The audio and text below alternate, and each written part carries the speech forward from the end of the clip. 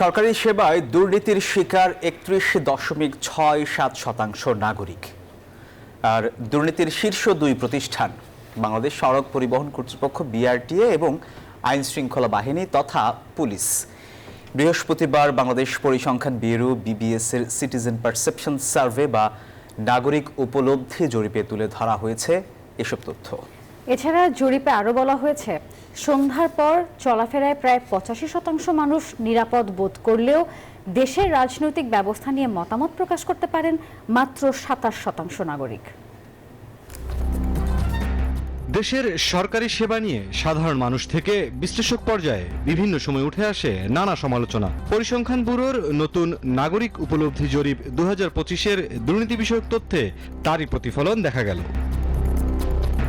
বৃহস্পতিবার বিবিএস এর প্রকাশিত জরিপে বলা হয়েছে, সরকারি সেবায় ঘুষ বা দুর্নীতির শিকার ৩১.৬৭% নাগরিক। পুরুষদের ক্ষেত্রে এই হার ৩৮.৬২ এবং নারীদের ক্ষেত্রে ২২.৭১%। দুর্নীতিগ্রস্ত প্রতিষ্ঠানের তালিকায় শীর্ষে রয়েছে বিআরটিএ, আইন শৃঙ্খলা বাহিনী, পাসপোর্ট অফিস এবং ভূমি অফিস। এছাড়া সন্ধ্যার পর নিজ এলাকার আশেপাশে একা চলাফেরা করতে নিরাপদ বোধ করেন ৮৪.৮১% সাধারণ মানুষ। এক্ষেত্রে গ্রামের তুলনায় শহরের নাগরিকদের মধ্যে নিরাপত্তা বোধ কম দেখা গেছে। অপরদিকে সন্ধ্যার পর নিজ বাড়িতে নাগরিকদের নিরাপত্তা বোধের হার ৯২.৫৪%।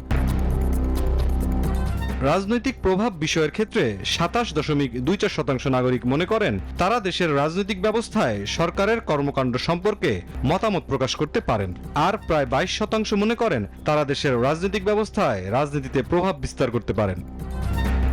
জরিপ অনুযায়ী গত এক বছরে দেশের ১৯.৩১% জনগণ কোনো না কোনো ধরনের বৈষম্য বা হয়রানির শিকার হয়েছেন।